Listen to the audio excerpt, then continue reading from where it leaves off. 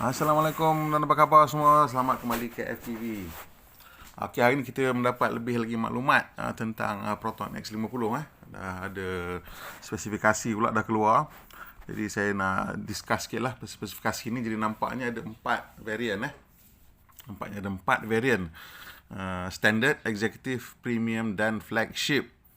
Jadi dengan 4 varian ni, kalau kita tengok ni, katalah kita assume lebih kurang dalam 5,000 beza setiap varian, 5 hingga 7,000 beza untuk setiap varian ni. Jadi kita nampak ada mungkin perbezaan harga antara 20 hingga 30,000 lah daripada base model sehingga yang paling mahal sekali. So kalau kata kita assume 25,000, 75,000 untuk the baseline model. Kalau 20,000 paling mahal 95, kalau 30,000 paling mahal 105,000. Saya more inclined towards harga yang paling mahal tu dalam 105,000 hingga 110,000 lah. Okey. Ataupun antara 100 hingga 105,000 untuk yang flagship. Jadi kita tengok dia ada 4 variant ni kita nak break it down so that it's simple lah. So kita nampak yang paling penting sekali, yang paling kita kena faham, the base specification sama semua So dia jenis tambahan saja. Jadi daripada sini kita dapat tahu bahawa engine hanyalah satu saja, iaitu 1.5 direct injection TDI petrol. Kemudian ada 7 kelajuan DCT, dual clutch transmission dengan manual mode. Rim standard ialah 17 inci untuk kereta standard dan untuk kereta standard datang dengan halogen headlamp dengan DRL. Jadi dia variant entry level juga dapat fabric seat dan screen 10.25 inci ni sama untuk semua kereta, same screen 10.25. Juga datang dengan rear view camera dengan rear aircon vent dan ada air purifier system and Proton ride and handling. So that's the base. That's the base untuk the standard variant. Yang lain-lain ni sedia tambahan. Untuk executive pula, satu variant lagi naik ke atas daripada 17 inci jadi 18 inci dia punya roda dia. Lampu daripada halogen dah jadi LED dengan DRL. Kursi daripada fabric dah naik jadi leather seats. Kemudian dapat power seat lah untuk driver, kursi elektrik untuk driver.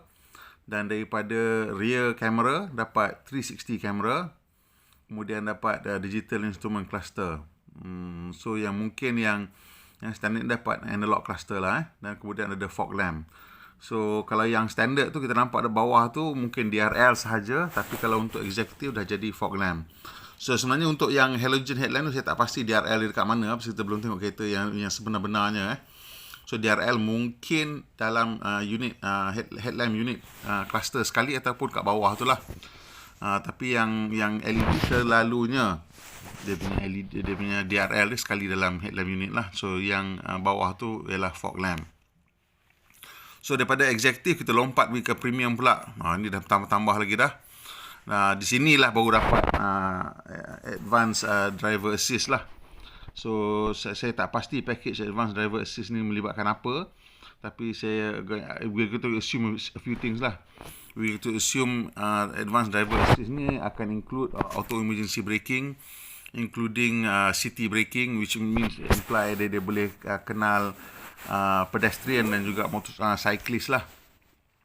Kemudian kita juga akan assume that this advanced safety driver assistance ni datang dengan blind spot monitoring dan maybe rear cross traffic alert, that sort of thing lah. So itu dia punya tambahan dia, advanced driver assistance system ataupun ADAS. Kemudian ditambah tire pressure monitoring system, which is very nice. Dan dekat sini baru dapat panoramic sunroof lah. Untuk premium version dapat panoramic sunroof dan dapat dual tone design. So daripada premium ke atas dapat dual tone design.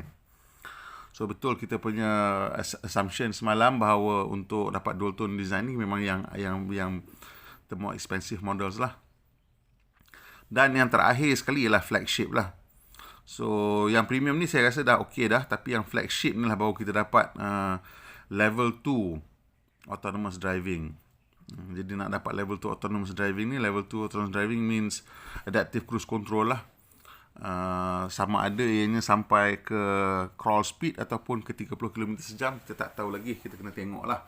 Tapi nampak macam spek tu kata level 2 ni, kalau maksudnya level 2 adaptive cruise lah. Kalau level 2 autonomous driving dia masih lagi means the same system, then it's up to 30 km per hour sajalah. But we're hoping dia sampai ke crawl speed lah. Dan juga ada auto parking lah.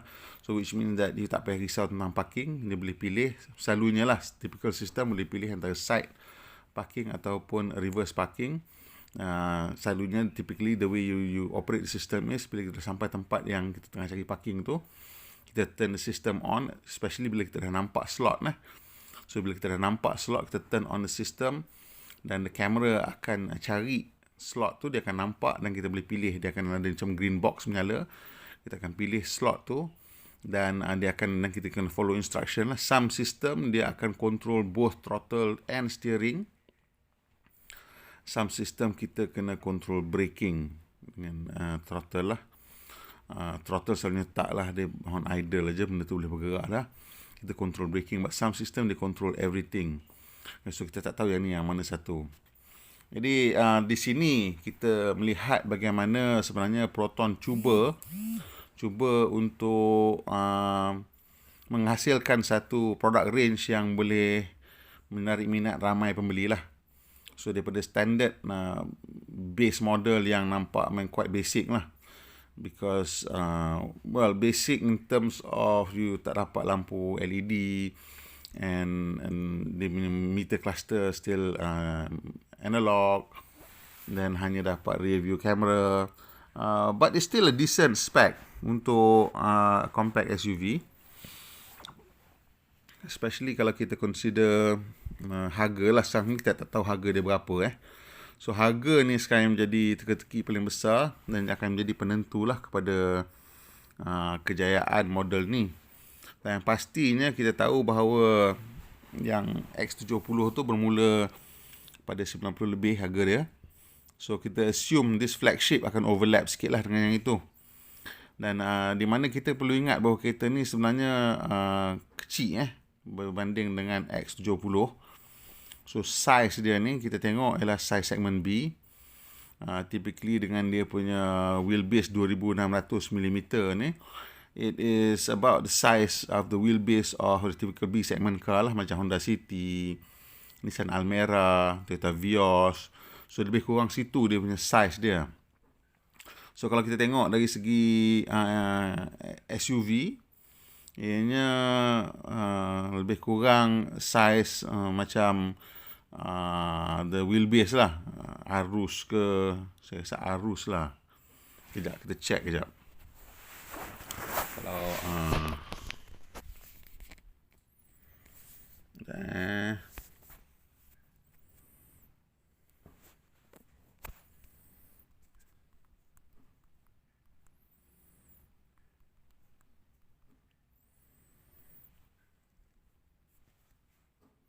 produk Arus wheelbase dia 2685. So the produk Arus punya wheelbase tu actually 8 cm lebih panjang daripada the Proton X50 lah. Itu daripada spek yang kita dapat berbanding dengan Geely lah, Geely SX11 Geely SX11 ataupun Geely Coolray, dia punya wheelbase ialah 2600 2600. So itu dia punya nampak dia 8 cm lebih pendek daripada wheelbase daripada Arus lah. So which means that it is actually quite a compact vehicle sebenarnya. Dan saya rasa lah kan, saya rasa ini dia tak akan kalau orang yang nak ruang yang banyak macam 7-seater ke, memang tak boleh ambil lah benda ni, pasal the size is quite compact lah. So this is going to be quite an interesting punya proposition sebenarnya. Although kereta ni cantik dan spek dia bagus, tapi size tu will become quite a factor jugalah pada saya lah, saya rasa lah. Sebab kat Malaysia ni macam mana pun orang masih lagi perlukan size. Memang kita cara kita travel tu masih lagi melibatkan bawa keluarga, dan perlukan 7 tempat duduk lah. Dan that's why memang ramai orang pilih kereta 7 tempat duduk, walaupun tak memerlukannya. Kita tengok macam mana popular kereta macam Prodor Alza di mana orang masih lagi menggunakan memilih kenderaan 7 tempat duduk, walaupun tak memerlukannya lah. So itulah antara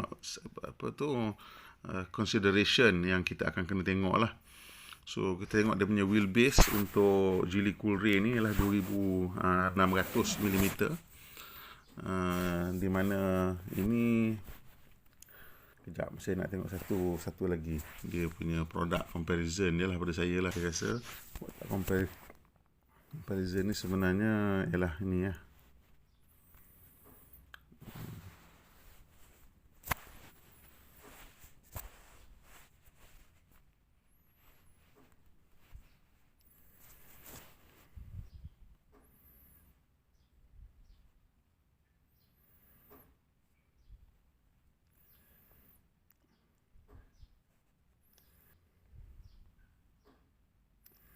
Okay, so kita tengok ada kereta sekarang Daihatsu Rocky yang akan dijangka akan masuk ke Malaysia. Daihatsu Rocky Toyota Race ini mempunyai wheelbase 25mm, so dia pun about 75mm, 7.5cm lagi pendek daripada the X50 lah. So dia punya in terms of ranking of size, kita ada the Daihatsu Rocky, dan naik 7.5mm dapat Proton X50, dan naik 8cm dapat the Prodor Arus. So itu menunjukkan perbezaan size lah. Dan kita tak tahu sama ada how much of this will be reflected in the price. So kat situ kita tahu bahawa kereta ni will be quite compact lah. Dan kita tengok yang sama, katalah kita nak tengok apa yang sama dengan ni. Saya rasa Toyota CHR yang paling dekat sekali lah.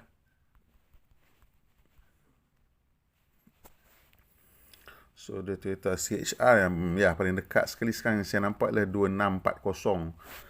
So benda ni size Toyota CHR So it's smaller than HRV, smaller than Arus.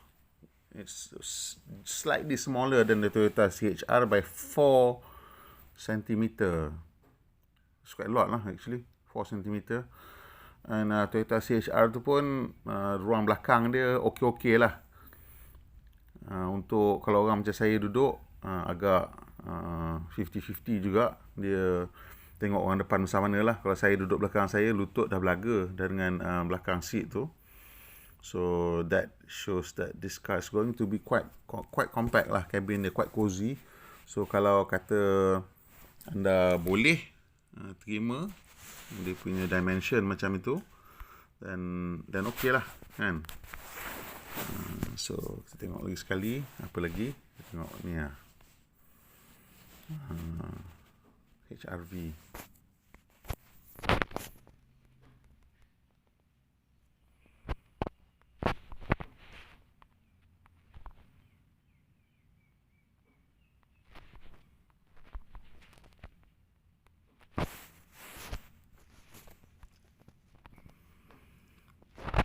So the Honda HRV, that's the nearest one actually, 2610. That's the closest in terms of size, in terms of wheelbase, is Honda HRV. Okay. So okay. So now kita tengok Honda HRV. Jadi Honda HRV ni dia punya reka bentuk dah memang quite well known, has a nice sloping roof and all that. Dan bila kita tengok balik X50 ni,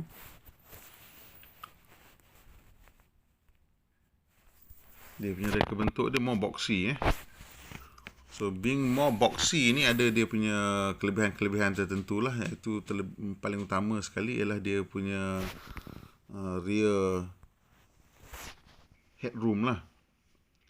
Tak tahu sama ada how far boxy this is, because nampak the roof line tu actually sloping ke bawah sikit ke belakang. So kita tak tahu lagi sama ada dia punya rear headroom tu lah. Tapi whatever it is, this thing compete dengan CHR lah in terms of size dia. CHR ada kelebihan sikit in terms of dia punya wheelbase. Pasal dia punya is 260 this is 2600. The extra 1 centimeter tu can make a difference in terms of the cabin design. And Honda is quite well known for dia punya packaging, so dia tahu macam mana nak cari space. Dan kita tengok sama ada Geely akan berjaya ataupun Proton berjaya mencuri ruang ataupun tidak lah. Okay, just to mention that the rear aircon vent tu sebenarnya unik kepada the X50. Coolray tak ada rear aircon vent, SX11 pun tak ada rear aircon vent. So I guess Proton insisted on the rear aircon vent nak menjadikan kereta ni satu lebih selesa, dan juga it's an important selling point lah. Pasal kat Malaysia ni kita punya cuaca ataupun iklim kita ni panas dan lembap. Jadi kalau ada rear aircon vent akan membantu untuk penumpang belakang lah. Itu salah satu komplain untuk kereta kalau besar sikit tak ada aircon vent belakang, orang akan komplain. So itu nice touch by Proton. Dan juga dia ada 2 USB outlet belakang instead of saja satu. Kalau kereta lain the SX11 dan Geely Coolray ada satu saja USB slot kat belakang. So itu dia, kita tengok perubahan yang agak besar dari segi kabin belakang untuk the Proton X50. So harga kita tak tahu lagi, spesifikasi kita tengok dah ada 4 level of specification. Dan kita nak compare dengan kereta lain tak berapa boleh lagi sebab kita tak tahu harga tapi nampaknya ianya akan merisaukan lah. Nanti kita dan kereta-kereta yang akan terkesan apa dia, nantilah saya fikirkan, kita buat video satu lagi lepas ni. Sebelum kita habiskan video ni, kita tengok sikit ni ada perbezaan tentang dimensi Proton X50 dengan apa yang kita rasa akan menjadi pesaing-pesaingnya lah. Okey, kita tengok dari segi panjang, dia memang smack in there lah, 4330. Bukan paling panjang tapi bukan paling pendek, is okay. Memang nombor 3 lah. Nombor 3 panjang dalam senarai ni. Nombor 4 panjang lah senarai ni. Paling nombor 4 paling panjang. Dan dari segi lebar, dia lebar. Dia dengan Kia Seltos lebar. Ini satu cara yang bagus untuk mencari ruang. Dan tinggi pun dia tak tinggi sangat. Yang paling tinggi ialah Pro 2 Arus. Dan jarak ganda. Untuk jarak ganda dia okey jugalah. Still at 2.6 meter. So ada banyak kenderaan yang dalam lingkungan 2.6 CHR, Kia Seltos, HRV dan juga Pro 2 Arus Yang paling panjang kat sini ialah Pro 2 Arus lah. Dia memang full 7-seater, yang lain semua 5-seater. So expected dari segi panjang tu. Dari segi boot, jadi boot ni dia punya cara kiraan ni saya tak pasti sama ada pakai method mana, tapi inilah yang telah diletakkan di website masing-masing ataupun di Wikipedia masing-masing. Kita tengok yang paling lapang ni, boot dia besar ialah HRV lah. Pro 2 Arus tu nampak kecil sebab dia guna, saya rasa ukur mungkin dengan kursi kat belakang tu. Jadi kursi kat belakang tu mengambil ruang barisan ketiga tu, pasal dia tak full flat into the floor, so ambil ruang sikit. So 2x13 X50 330, HRV paling lapang sekali 448, Kia Seltos pun bagus juga 433, CHR 337, CX3 350, Daihatsu Rocky 369. So Daihatsu Rocky Pro 2 D55L ni kita nampak yang akan datang lepas ni lah, dengan Kia Seltos. Kia Seltos ni pun dah mula nampak gambar dah. Jadi kita akan hasilkan video sikit tentang Kia Seltos ni tak lama lagi. Dan juga kita akan buat sedikit apa perbandingan lah, mana yang kita rasa yang akan fight very closely dengan Proton X50 ni. Okey, sekat situ je video kita kali ni. Kalau awak dah tengok sampai habis, saya ucapkan terima kasih. Kalau ada manfaat, tolong kongsikan dengan kawan-kawan, terutama yang peminat nak beli X50 ni. Dan juga kalau awak datang kali pertama, terima kasih datang tengok channel kita. Kalau dah pernah datang, dah subscribe belum? Kalau belum, tolong subscribe. Tekan butang loceng tu sudah dapat maklumat terkini bila kita mau naik video terbaru. Pemandu Malaysia, pemandu yang berhemah. Kita jumpa lagi, insyaAllah.